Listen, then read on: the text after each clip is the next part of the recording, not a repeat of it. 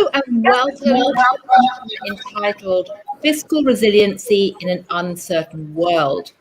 Or to put that into plain English, what do we do next with the budget, with debt, with interest rates, and much else? And this is a remarkable session for three reasons. Firstly, the topics we're going to be talking about for the next 45 minutes, hopefully with the participation of all of you watching in the form of questions, is very, very current and live right now as President Joe Biden tries to push through an infrastructure bill and as people look for economic policy making over the next year, and of course the reappearance of the debt ceiling. Secondly, this session brings together three economists who have frankly not often been on the same side before, let alone collaborated in this way. We have Joe Stiglitz, the Nobel Prize winning economist and luminary at Columbia University. We've got Peter Orszag, who's a former head of the OMB, who's been at the heart of the questions around fiscal policy making in the White House, who's now at Lazard. And we have Bob Rubin, former US Treasury Secretary, and of course a Wall Street luminary, and now at the Council of Foreign Relations.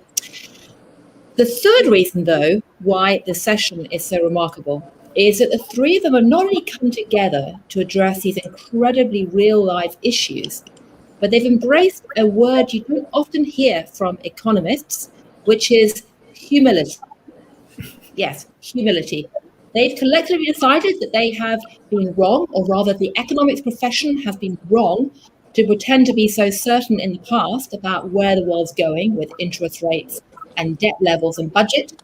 And essentially, they are trying to propose a solution for how to deal with the fact that economists, like the rest of us, can get it wrong. So, to my mind, that is one of the most remarkable things of all, as someone who's written about economic policy making for years. My name's Gillian Tett, by the way, I'm with the Financial Times. So let me start maybe with you, Bob. Can you tell us in a nutshell, what has prompted you to write this collective paper, and what exactly are you proposing to actually deal with this problem of profound uncertainty? Yeah, I can do that, Julie, but can I disagree with one thing that you said? Whether we have humility or don't have humility, I don't know. But I don't think any of us have advocated certainty in the past. I think all of us are very probabilistically oriented, and I think all three of us have very much a probabilistic view of the world. No, in terms of what this paper did, was an effort to suggest that because of all of the uncertainties, the term that Joe likes to use a lot, deep uncertainties about future interest rates and economic conditions more broadly, it would be good to have automaticity to the extent we can in our fiscal policy. And so we suggested using far more in the way of automatic stabilizers with the kinds of programs that they can be applied to. And in one particular example was, we even suggested that certain kinds of infrastructure, if you had short time frames on them, could be done with automatic stabilizers. And that was the core of our proposal. We also did say, I might add, Julian, that there's been an assumption for quite some time now that interest rates, because they are low, will stay low. And we said, there, to use again Joe's phrase, there's deep uncertainty about that, and if anything, it may be that the asymmetry is more on the upside than the downside with respect to interest rates. Right. I mean, Peter, I'm going to ask you in a second about this, but as I understand it, I mean, not everyone who's watching will be familiar with what you mean by automatic stabilizers. And essentially, the way I imagine fiscal policy until now has been a bit like somebody managing their weight, in that they either had a sort of Weight Watchers plan that said they had to do a certain amount of calories per day or whatever, and stick to that, or they were a free-for-all and anything went. And what essentially you're suggesting is that there should be a regular weigh-in, if you like, and if the weight goes up or down, if the economy is not performing rightly or wrongly, instead of having a fixed binding target for what the fiscal policy is, there should be more of an adjustment. Is that a fair, rather unprofessional layman's explanation, Peter? Yeah, I think it is, with a couple quick caveats. One is that instead of then forcing you to go on the diet for the day if you're overweight, or to exercise more, it sort of happens automatically. So it's as if you step on the scale and then it automatically puts you on a treadmill to work off any extra weight if it's over. And I think the reason this is really important is that the deep uncertainties that Joe spoke about mean that if we can automatically gear the budget more directly to what's actually happening in the economy, we're more likely to wind up in a better place. So, and we haven't talked about this beforehand, so we may disagree on this, but as one example, there is some growing concern about the role that the structure of current unemployment benefits in the US is playing in terms of discouraging people to come back to work. It's possible, depending on how the automatic stabilizers would have been designed if that provision had them, that they would be coming off quicker than if you just kind of left it open.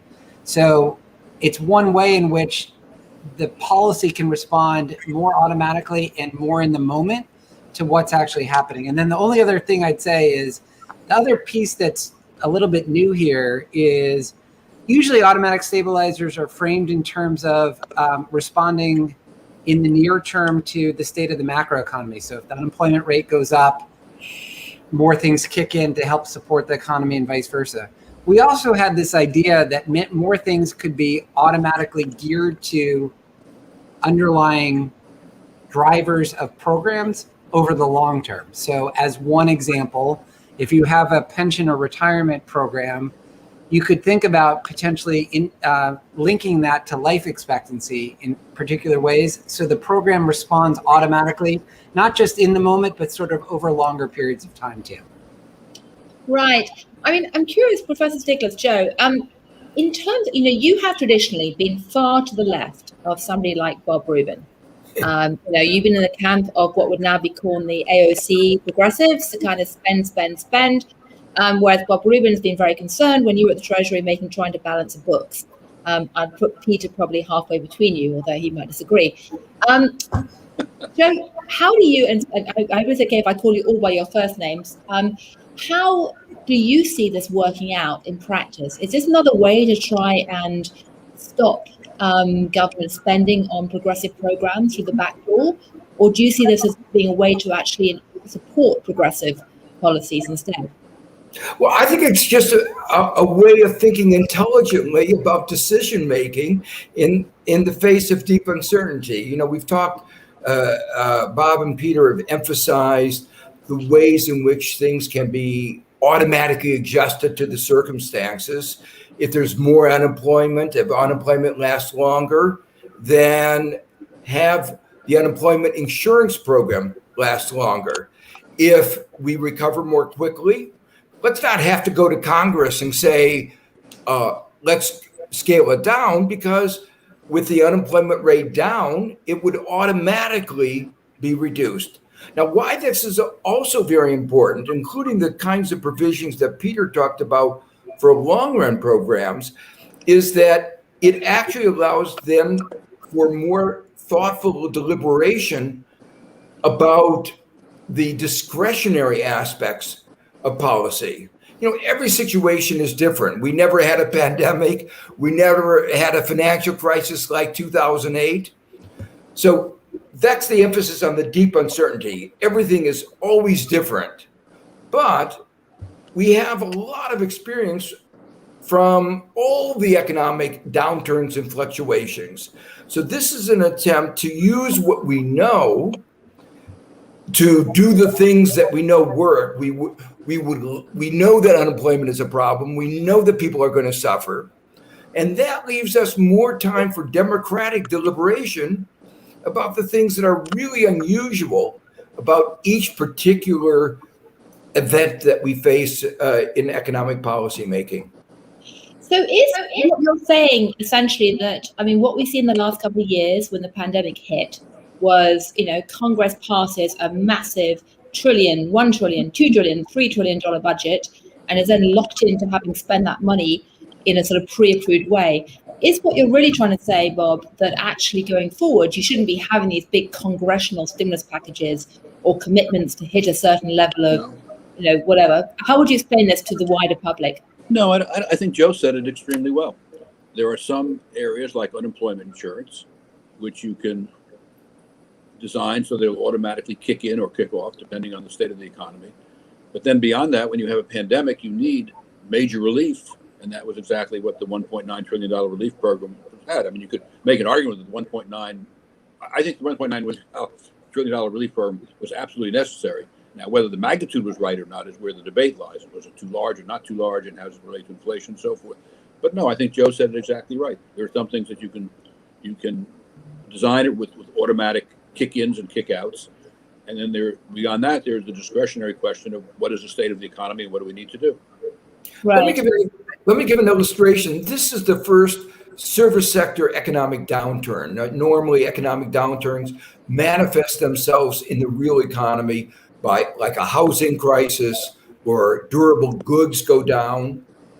This is the first service sector that has been affected for obvious reasons, the pandemic. That means we need a lot of discussion about what do we do about that kind of a sectoral shock. We've never done that. So there's no way we could have had an automatic program for that because it's not something that's in our regular life. So if we had a lot more on the automatic, we could then have an intelligent discussion about how we handle the service sector. And I just really quickly add, I mean, I think Joe's final point is exactly the point here. What you're trying to do, and I think at the heart of your question kind of does get to it, which is declutter a lot of the stuff that could happen automatically so that you can really focus on what is new and different this time, where you do need an act of Congress or you do need to intervene, and just take all the other stuff kind of out of the equation so you don't need to absorb any mind share in kind of tackling that part. So as I understand it, Peter, you were the person who brokered this collective paper. What prompted you to do it and why now? Well, at about, sometime in November or December, early December, there were a lot of discussions about interest rates remaining permanently low and also a variety of different fiscal policy questions.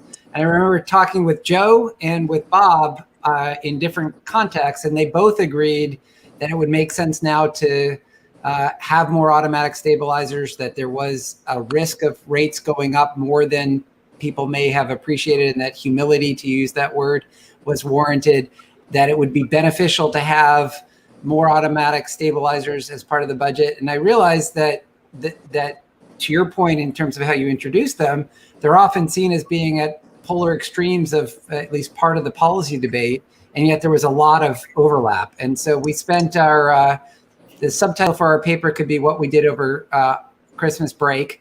We spent the holiday season working on it, and I'm now an investment banker, so part of what I have to do is bring together deals, and this was complicated but doable, and I'm glad that we were able to get it done.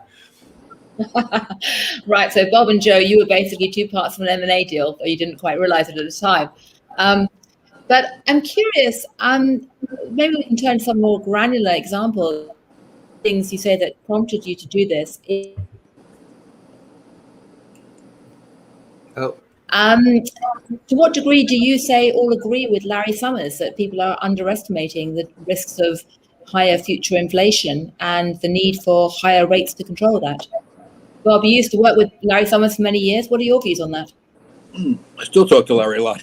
I think it's hard to tell, Julian. I think he did a great public service by raising the possibility of inflation and bringing it into the public debate. Now, of course, it's been widely debated. I guess my view would be this. You had a $1.9 trillion relief program, which I think was essential. Maybe the size, you could debate the size, but I think having something very, very substantial was essential. And we have a strong economy. Generally, consensus forecast this year, 7-8%, something like that, 4% next year. So it does seem to me there's an awful lot of demand in the economy. And on the supply side, we have labor shortages. Our clients, many of our clients say they cannot get enough labor. So I think there's a material risk of not just inflation at the moment. I mean, that's the debate, right? Is inflation just at the moment, or in other words, transitory, or will it be enduring?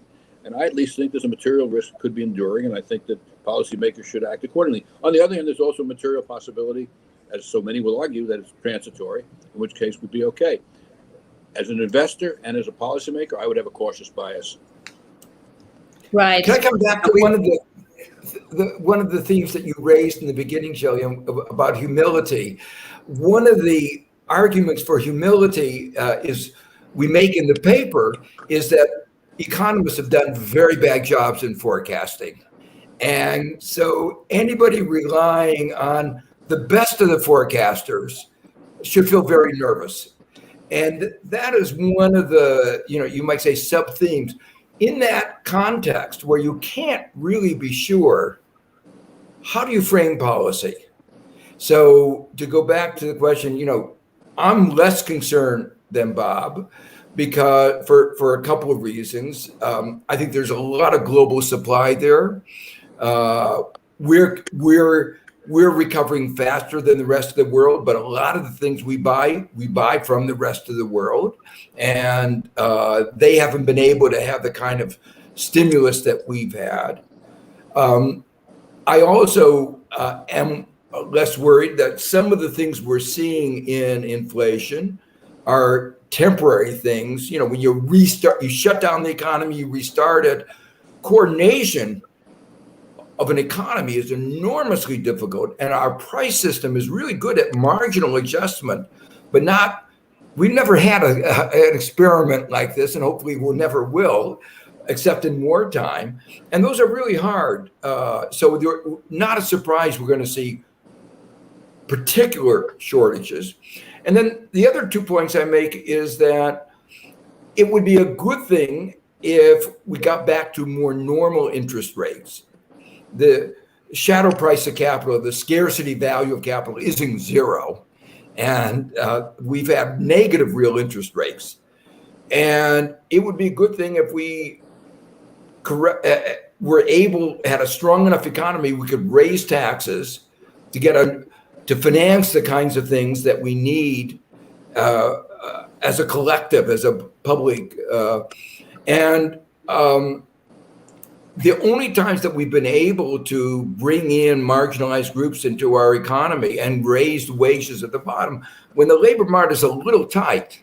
And the real question here is not too tight. I say, and that's finally the answer.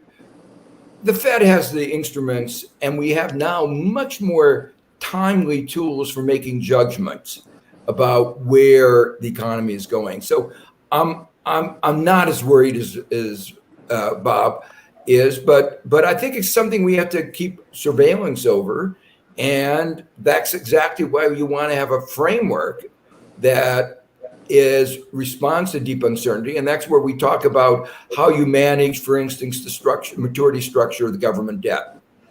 Right. I would just add here, just really quickly.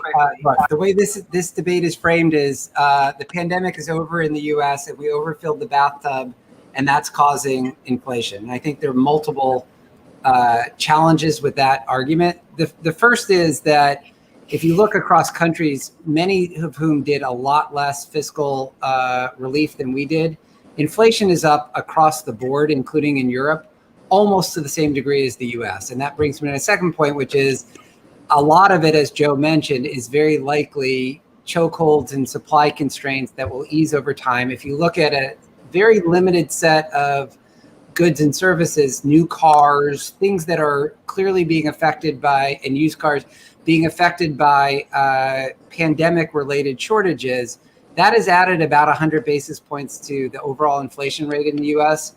And as those prices not only stop rising but flatten and maybe even come back down, that's going to reverse maybe even to 150 basis point or more shift between now and the end of 2022. So there's a lot of kind of temporary phenomenon. And the final thing I'd say is this whole debate in the US is framed as if we're done with the virus, mission accomplished.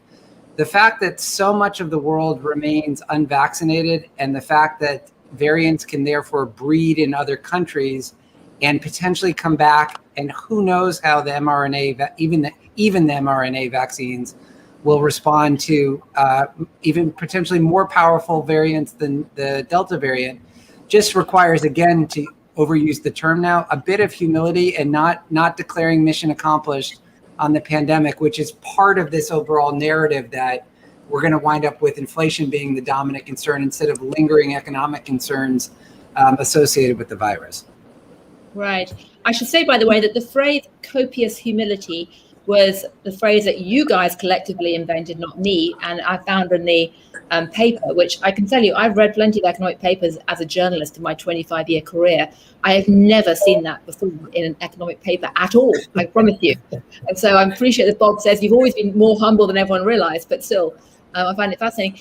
The question I have, I should say, first of all, anyone who wants to ask a question, please do go ahead and do so, and we'll bring that into the conversation as we go through.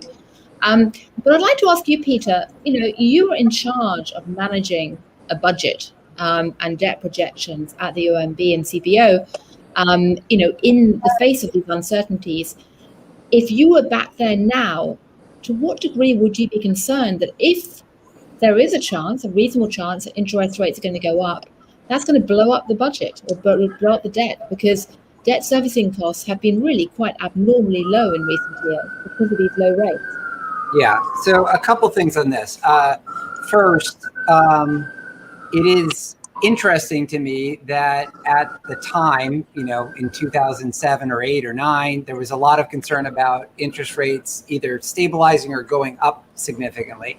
They went down substantially in the intervening period.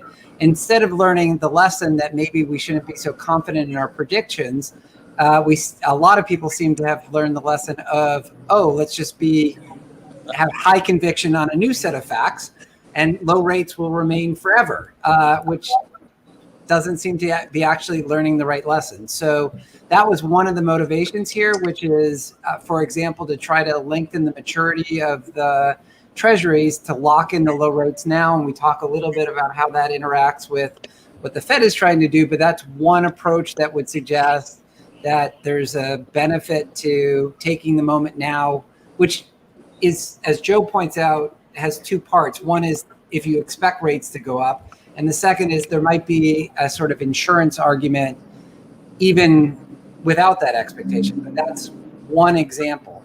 The second thing I'd say is one of the reasons that we talk about tying many of our long-term programs, pensions, for example, to underlying indicators, is that it can help to build in a bit of a kind of offsetting phenomenon into the fiscal debate. It will be easier in the future because future Congresses will be like past Congresses. It will be easier to cut taxes and raise spending in the future than it is to do the opposite. And we actually have much more success in building things in ahead of time and having them take effect gradually than many people appreciate. As an example, and without embracing the specific policy proposal because there are debates about it, it's astonishing to me that in 1983, the Greenspan Commission raised the normal retirement age under Social Security, put it in with a significant lag. It is increasing today. People don't realize it, but the Social Security retirement age is increasing as we speak, and absolutely no one speaks about it. And the reason is that it was done well in advance so that it could happen very gradually, and it happens with very tiny steps each year, almost imperceptible. So, and yet it is tilting towards an actuarial balance in Social Security with, all else equal. So there's lots of things we could do that tie programs to their underlying drivers and kind of tilt towards safety if rates do go up significantly, but still provide flexibility in the future for people to undo them if conditions warrant it. And we talk a bit about that in the paper too. So basically a call for sort of intelligent long-term planning in a sense. But Bob, how concerned are you about a debt crisis coming down the tracks? Well, Julian, let me make two comments on that, if I may. The ratio of our debt, publicly held debt of the federal government, to our economy, GDP, is at the highest. It's at historic highs. It's the highest it's been in our history, except for World War II and then 1946 and the roll down from the war years. So yeah, I think there's a substantial risk, and I think it's something. It's hard to know whether this can go on for a long time or not a long time. In markets, generally speaking, Julian, conditions can stay out of sync with fundamentals for a long time, and then all of a sudden adjust very rapidly and very savagely. And I think that's when you consider how high the debt to GDP ratio is now, I think that's something that should be very much on policymakers' minds. A second comment, however, would be this. I think if you look at the proposals the administration has made on infrastructure, and all the proposals that affect lower income people, or what they call social programs, but are actually also very important economic initiatives. I think what's being lost in the debate is these are things we need to do for future productivity purposes. So the question then for Congress and for the administration is how do we pay for it? And there is ample room to raise taxes on a progressive basis to pay for the entire program that President Biden proposed, if we have the political will to do it, without, in my opinion, having very little, if any, adverse effect on our economy from raising the taxes. So the question we now face is, how much can we raise in taxes and other revenues? And then how much are we willing to deficit fund? And that, I think, is the set of issues that the Congress and the President are going to face. And I think we need to do it in the context of recognizing how important the initiatives are, but how important it is to try to have fiscal discipline. Oops, we lost you, I think, Jillian. No, Jillian, you're muted, yeah. Sorry, that leads very nicely into one of the first questions we're getting from the audience. So do send your questions in. We have a Slido system to vote on the most popular questions. And one of the most popular is, what does the economy need now? What is your view of the administration's proposals? Just heard some of that from Bob, but what about you, Peter, and then Joe? Well, in my opinion, the most important thing we could be doing now is to be adopting a set of climate-related proposals, which are only very partially covered in the bipartisan infrastructure deal that was negotiated and not yet enacted, by the way, and that's another topic. And the reason I say that is I think that unless we act today on changing the policy framework around climate in the United States, it is very unlikely that we're going to come back to the topic over the next couple of years. And if we go 3, 4, 5 years without a significant and material shift in the path that we're on, any hope of reaching net zero by 2050 is going to be dramatically reduced. So I think the climate risk far exceeds, frankly, any fiscal risk. And if we had to deficit finance these investments, I would do so, as I wrote in the Financial Times a couple months ago. Thank you.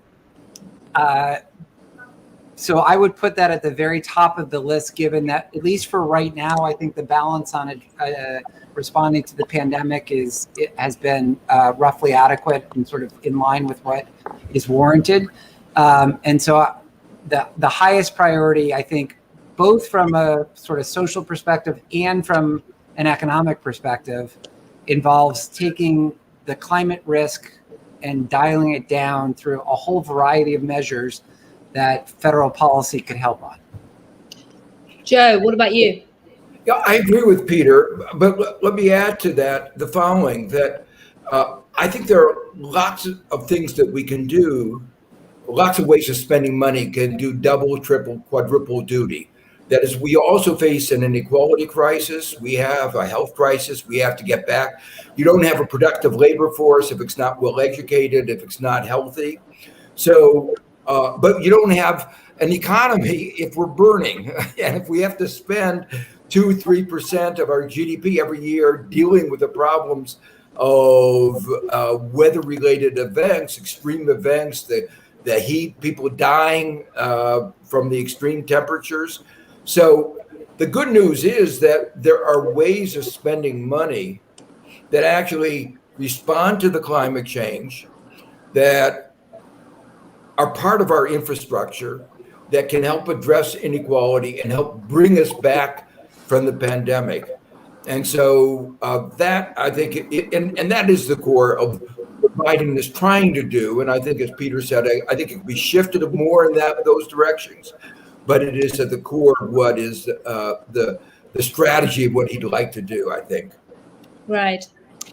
We have 2 questions linked to the mysteries of the labour market, which I find fascinating, by the way, because I think it's one area that macroeconomists alone are fairly ill-equipped to cope with. I think we need some on-the-ground anthropological research, dare I say it, speaking as a former anthropologist. But one question is, how much of the labour shortage is related to past immigration policy and how much is related to unemployment policy? And relatedly, should special economic incentives be applied to deal with the labour shortage? If so, what do you suggest? Joe? Okay. Well, as an economist, the first reaction when we hear the word labor shortage our response is pay higher wages. The fact is, at the bottom, our wages adjusted for inflation are the same as they were 65 years ago. And that growth of inequality, it has consequences. The fact that we haven't provided adequate health care means that many people who have less skills are not healthy and not healthy enough to be productive members of the labor force. So this question, in some sense, feeds into the previous question. There's some evidence that the argument that it's related to unemployment insurance is not valid. Two in particular, statistical econometric studies. One of them is we have a lot of variations across states in the level of unemployment insurance. And you can see whether in those states where unemployment insurance is higher, there is a faster rate or a slower rate of leaving the unemployment pool. In other words, is UI an important variable in explaining that behavior? Turns out that it's not. It is not the driver. Second way you can look at it is where in the wage distribution and occupational distribution do you see the shortages?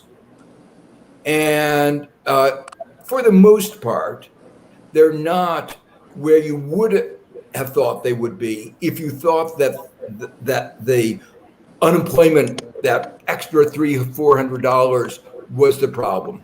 Finally, I find it mystifying the idea that unemployment insurance, which is going to end in just a few months, would lead to a long-term labor shortage.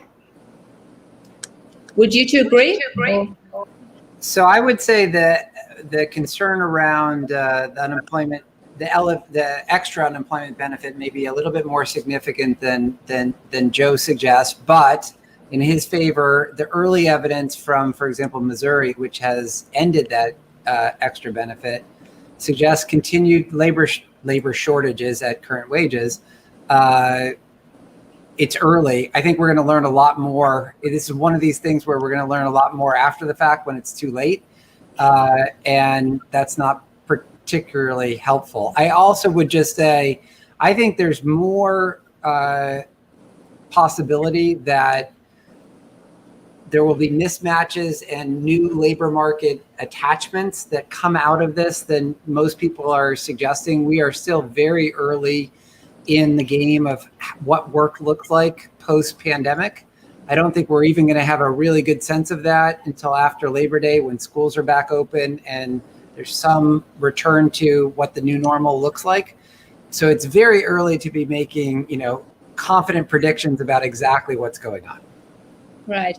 Bob, I see you're keen to come in there. Oh, I just make a quick comment. One, Joe obviously has a very learned reaction, a very learned understanding of this, which is terrific.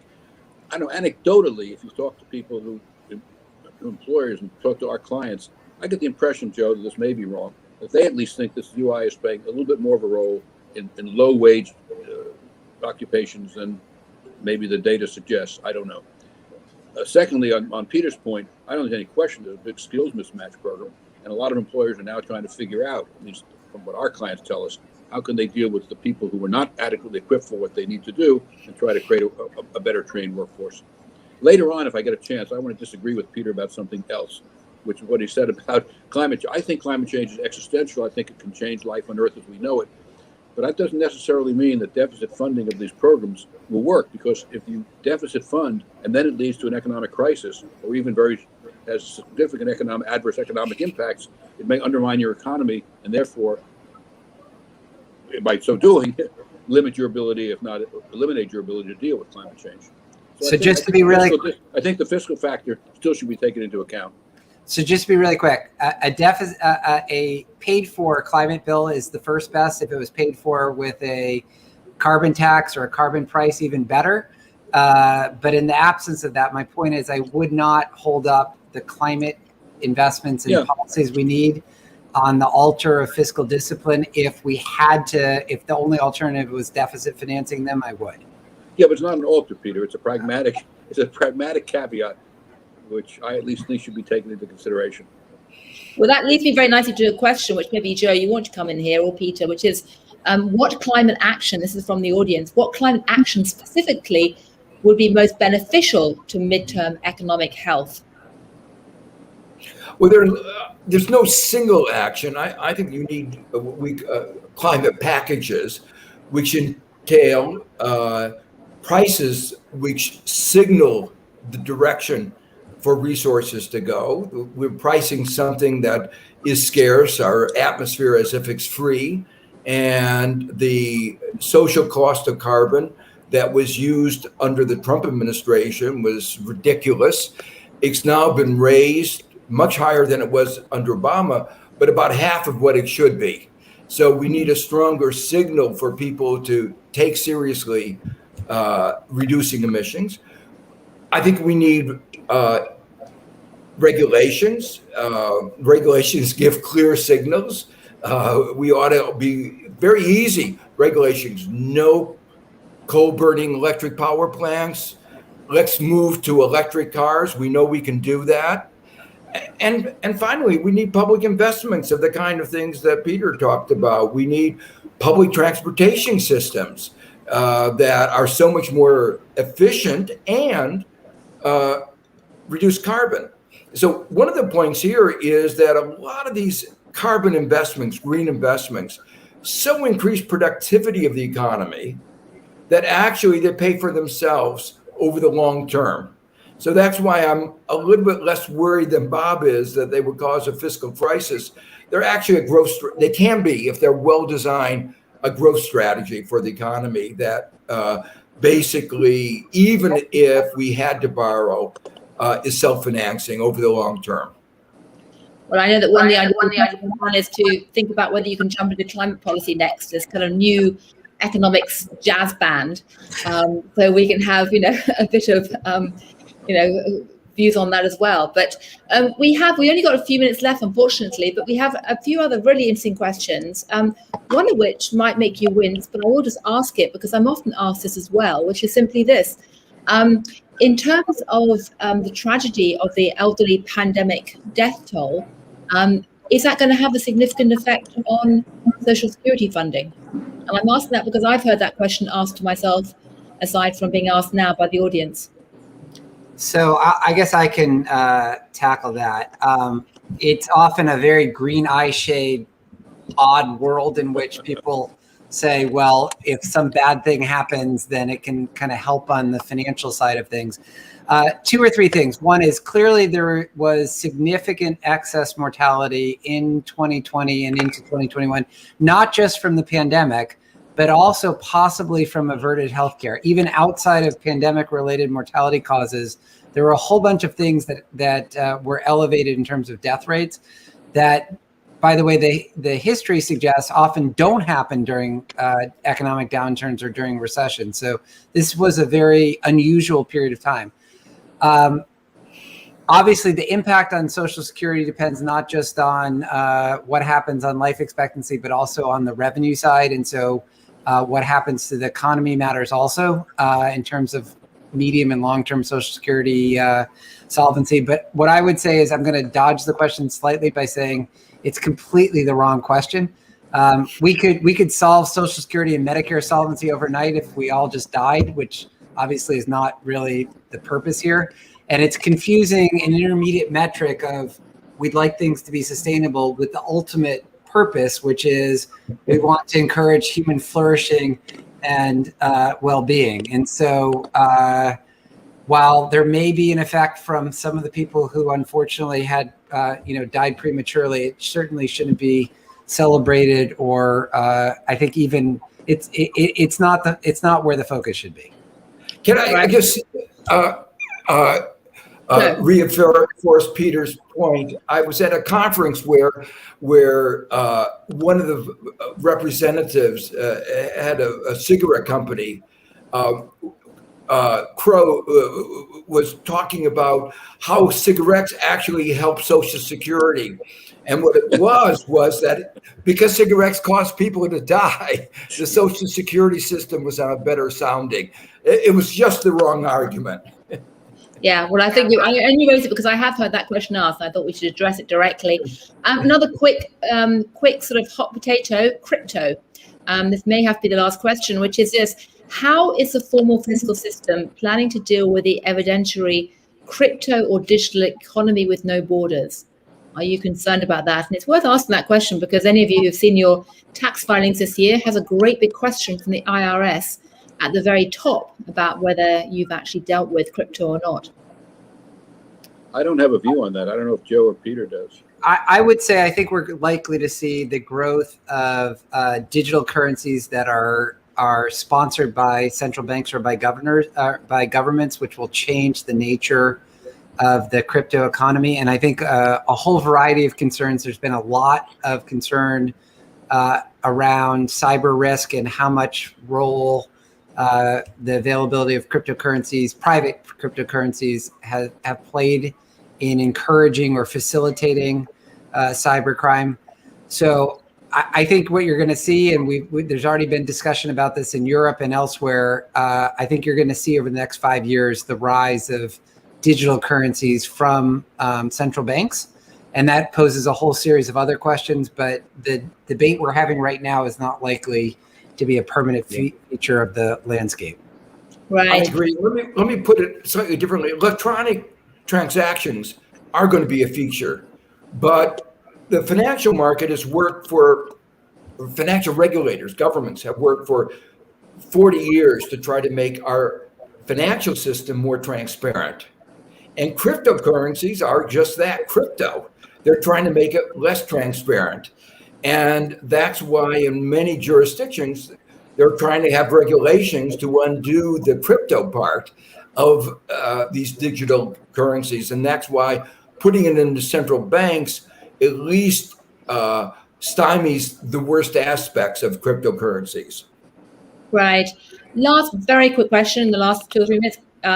If you were grading the Biden administration right now, given your current views, what would you give them? A minus, B plus? I'd give them a very high grade for what they're trying to do. And I think the question will be, as I said before, how much can they get done? How much revenue can they raise? And then what are they going to do about deficits? And just to clarify something I said, I'm not sitting worrying. Somebody said, am I worrying about a crisis? I'm not worrying about a crisis. I'm just saying I think you have to have realistic judgments about the probabilities of adverse impacts of of increasing deficits. And that's a judgment that should be part of the decision that they're being made about how much they're willing to deficit fund. Right. Joe? I give them very high grades. I think that $1.9 trillion rescue package was very important. I give them high grades for trying to get infrastructure through, and it looks like very optimistically we will. I think the agenda is the kind of agenda the country needs. I think the support for the WTO waiver of intellectual property rights is really important for getting health to the global economy, vaccines. So the dangers of mutations are reduced. So I think you're looking issue after issue. I think they've done a very good job, particularly given the political constraints that they're under.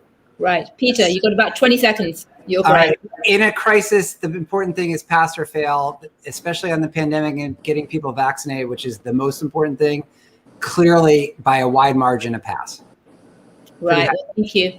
Well, it's been a fascinating session. The key thing I take away from this is that the fact that you are both coming together collectively to issue this paper and embracing copious humility about the future indicates that we are at a very interesting inflection point in economics.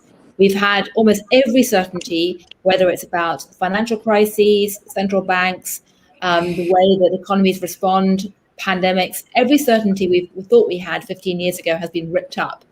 And there's currently a very significant rethink going on, whether it's enough to create the kind of vibrant economy that you all are trying to promote and the president is talking about, to my mind, remains another area of uncertainty too. But I commend you on the joint jazz session. I hope it continues. And I look forward to your next tune or song, if you like. And I would certainly recommend anyone who's looking at these issues to read the paper, because it is indeed very interesting indeed. So thank you all very much indeed. Thank you. Good day, Julian.